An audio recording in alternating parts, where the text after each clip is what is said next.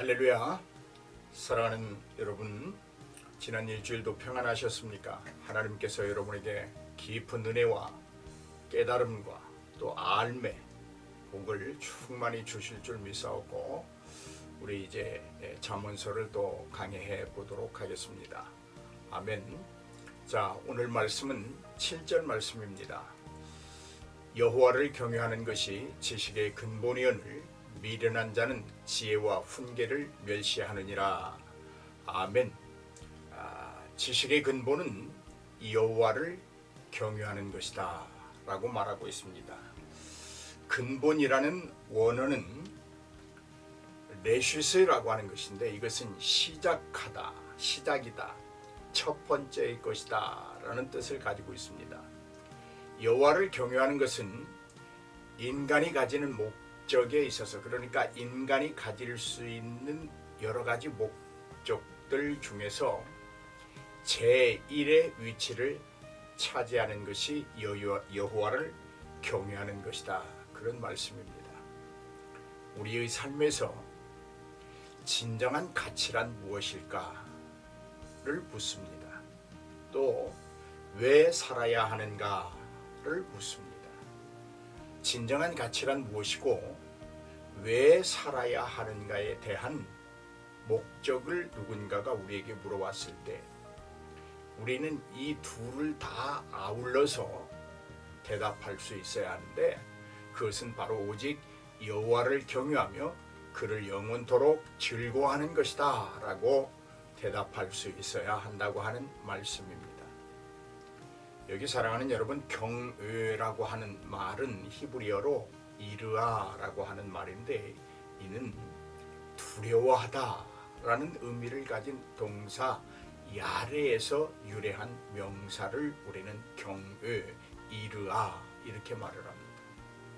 여기 두려워하다, 야레, 이 말은 우리 사람들이 가질 수 있는 감정 중에서 여러 가지 감정들이 있겠지만 공포스러움이나 두려움의 감정을 말합니다.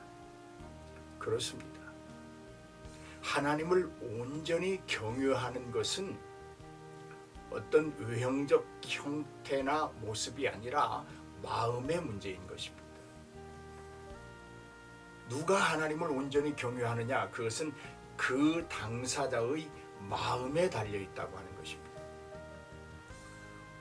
오늘 우리들의 교회 중에서 찾아볼 수 있는 여러 가지 증상들이 있는데, 그 증상 중에 하나는 너무나 예배에도 또 다른 것에도 퍼포먼스가 심하게 작동하고 있다고 하는 것입니다.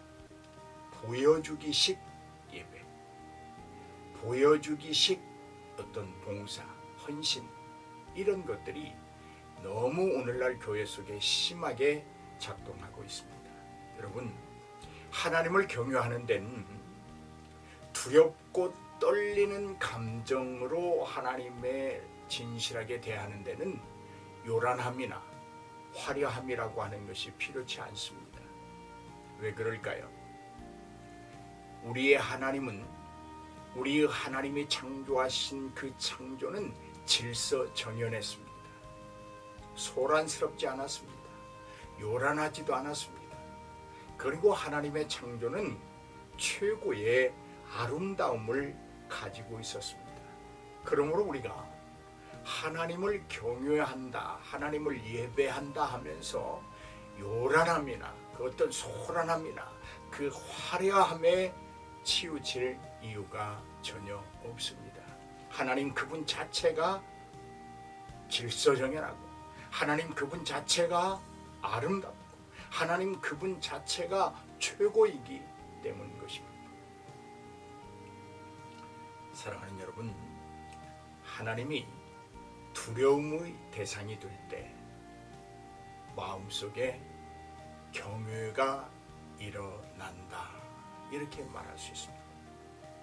하나님을 두려워하는 그 상태로 마음속에서 일어나는 진정한 경외가 있을 때, 우리에게 주어진, 우리에게 던져진 현실 속에서 우리는 그 하나님의 경외를 실험적으로 특징에 맛볼 수 있게 되는 것입니다. 실제적으로 예배의 대상인 하나님을 삶 속에서 경험되거나 만남이 없다고 한다면 그것은 예배의 본질을 떠난 교회 생활에 불과하다, 이렇게 말할 수 있습니다. 시편 2편 11절에 보면 이렇게 말씀하고 있습니다. 여호와를 경외함으로 섬기고 떨며 즐거워할지어다, 그렇게 말하고 있습니다. 여기 섬김이라고 하는 말은 디아코네오라고 하는 말, 혹은 디아노니아라고 하는 말입니다. 이건 무엇을 말하냐면 서비스, 봉사를 말합니다. 미니스터리, 사역을 말합니다. 오피스, 업무, 직무를 말합니다.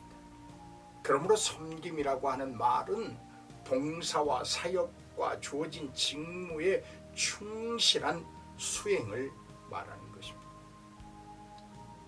그러므로 섬김이란 실천적인 것입니다. 섬김이란 말이 아닙니다. 인식이 아닙니다. 이해가 아닙니다. 실천적인 것입니다. 행동입니다. 실제적인 경험의 만남을 우리는 섬김이라 그렇게 말할 수 있습니다. 하나님을 섬기는 그 현장에서 일어나는 실제적인 경험적 만남, 이것을 우리는 섬김이라고 말합니다. 여러분이 교회에 봉사하시는 걸 저는 압니다. 그 봉사가 실제적인 하나님의 만남 속에서 이루어져야 한다고 하는 것입니다. 여기 또한 여호와를 경외함으로 섬기고라고 하는 이 섬기고 떨며라고 하는 말, 이 떨다는 것은 최고의 경의를 최고의 자에게 돌리는 마음가짐을 말합니다. 욥은 떨림에 대하여 이렇게 고백하고 있습니다. 두려움과 떨림이 나를 엄습하여 뼈들이 막 흔들렸다. 욥기 4장 14절에 그렇게 말하고 있습니다. 얼마나 하나님 앞에서 두려움과 떨림이 자기를 엄습하여 오는 그 경이, 마음가짐이 자신의 뼈들이 막 흔들릴 정도였다, 그렇게 고백하고 있는 것입니다. 우리는 죄인입니다. 반드시 죽어야 할 죄인입니다. 그런데 우리가 지금 하나님 앞에 서 있다고 하는 이 사실, 하나님의 감찰하시는 능력 앞에서 벌거숭이가 되어 하나님 앞에 서 있는 우리의 모습, 그런데 여러분, 최고의 선이시여 거룩하신 창조주를 두려움 없이 떨림이 없이 그 앞에 설 수 있다고 생각하는 건 큰 잘못된 생각입니다. 우리 마음속에서 솟구치는 경건으로 하나님 앞에 섰을 때 우리는 밀려드는 두려움이 던져주는 어떤 그 떨림으로 말미암아 우리의 뼈들이 떨릴 정도의 경외함과 섬김의 최고치를 이루어낼 수 있다고 하는 사실입니다. 사랑하는 여러분, 이런 떨림으로 하나님을 예배해 본 적 있는가요? 하나님 앞에 서 있는 자신의 상태를 적나라하게 여러분 보고 계십니까? 뼈들의 떨림이 온몸을 진동케 하는 그 은혜를 체험하고 계십니까? 아니면 해산의 고통의 경험으로 하나님을 여러분 즐거워하시는 분들이십니까? 여러분, 이 즐거움이라고 하는 것은 결과가 가져온 것입니다. 온전한 경외와 섬김을 드림으로 얻어지는 누림을 우리는 즐거움이라 그렇게 말합니다. 그러니까 하나님을 온전히 경외하고 온전히 봉사하고 사역을 감당하고 내게 주어진 직무를 온전히 수행함으로 얻어지는 결과의 누림, 그것을 우리는 즐거움이다 그렇게 말하는 것이죠. 여러분, 하나님을 경험하셔야 됩니다. 하나님과의 만남이 있어야 됩니다. 그리고 그 만남이 지속적으로 이루어져야 합니다. 그리고 하나님을 누리면서 살아야 합니다. 하나님이 우리와 함께 하시는 것은 그냥 동행자로 가시겠다는 것 아닙니다. 함께 하시는 그 하나님을 너희가 누리며 살라고 우리에게 말씀하시는 것입니다. 여러분, 여기 떨림이라고 하는 말은 두려움의 또 다른 표현이라고 할 수 있습니다. 시편 48편 6절에 보니까 거기에서 그들이 큰 두려움에 사로잡혔으니 고통당하는 그들의 모습이 해산하는 여인과 같더라 그렇게 기록하고 있습니다. 여러분, 생명을 얻으려면 해산의 고통이 있어야 합니다. 그 해산의 고통과 같은 떨림과 두려움으로 우리는 예배, 경외, 섬김의 완성을 이루어야 한다는 말씀입니다. 여러분, 하나님을 경외한다는 것은 악을 미워하고 도를 행하는 것이고 공의를 실천하는 것입니다. 잠언서 8장 13절을 보면 이렇게 기록하고 있습니다. 여호와를 경외하는 것은 악을 미워하는 것이라. 나는 교만과 거만과 악한 행실과 패역한 입을 미워한다. 그렇게 말씀하고 있습니다. 뿐만 아니라 사무엘하 23장 3절에 보면 이스라엘의 하나님이 말씀하시며 이스라엘의 반석이 내게 이르시기를 사람을 공의로 다스리는 자, 하나님을 경외함으로 다스리는 자여라고 말씀하고 있습니다. 여러분, 여호와를 경외한다는 것은 그가 영원히 스스로 계시는 참 하나님이시고 그분은 온 세상의 창조자이시고 그분은 그 창조된 세상을 섭리하시고 보존하시고 통치하시는 이라는 것을, 그런 하나님이라는 것을 아는 것, 그리고 그 사실들을 믿는 것, 그것이 여호와를 경외하는 것입니다. 그리고 더 나아가 전지하신 하나님, 전능하신 하나님, 거룩하신 하나님의 위엄 앞에 두려운 마음을 가지고 엎드려 경배하는 태도, 그것을 우리는 여호와를 경외하는 것이다 그렇게 말할 수 있습니다. 하나님을 알고 그를 두려워하는 것이 모든 지식의 시작이며 근본으로서 하나님을 아는 지식에서 가장 첫째로 알아야 할 지식이 가장 중요한 자리를 차지하는데 그것이 여호와를 경외하는 지식입니다. 할렐루야. 여러분, 지혜로운 사람은 하나님을 경외하고 참된 지혜를 존중하고 그 지혜를 사모합니다. 그런데 미련한 사람은 지혜와 징계를 멸시합니다. 지혜와 징계를 멸시하는 자들은 여러분 어떻게 될까요? 지혜와 징계를 멸시하는 자는 하나님을 경외할 수 없습니다. 어디 그뿐이겠습니까? 그는 또한 경건의 열매를 누리지도 못합니다. 여러분, 지혜가 가지고 오는 그 효능은 사람으로 의와 선을 행하게 하는 효능이 있습니다.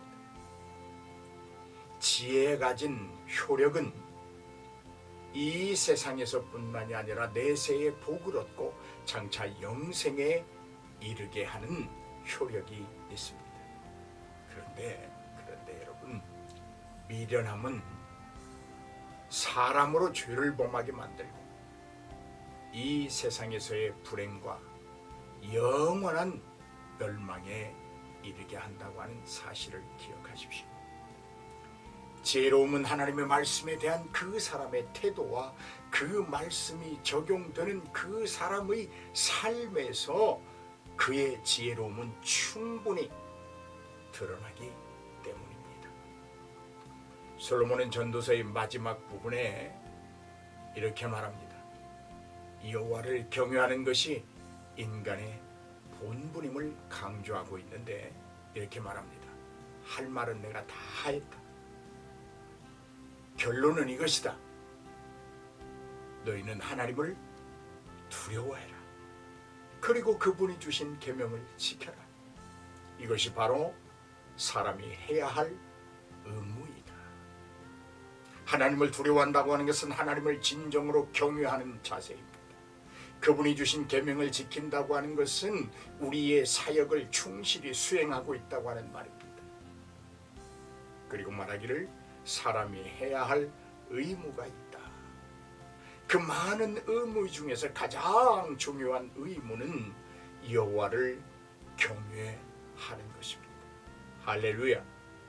오늘 사랑하는 여러분에게 이러한 지혜가 넘치기를 주님의 이름으로 축복을 드립니다. 지혜롭기를 바랍니다. 여호와를 경외하기를 바랍니다. 섬김과 떨림과 즐거움이 있기를 바랍니다. 알았으면 그 알미 여러분의 삶 속에 녹아져서 하나님을 직접 체험적 경험을 통하여 만나는 기적과 역사가 일주일 동안 여러분이 있기를 주의 이름으로 축복하며 기도합니다. 할렐루야.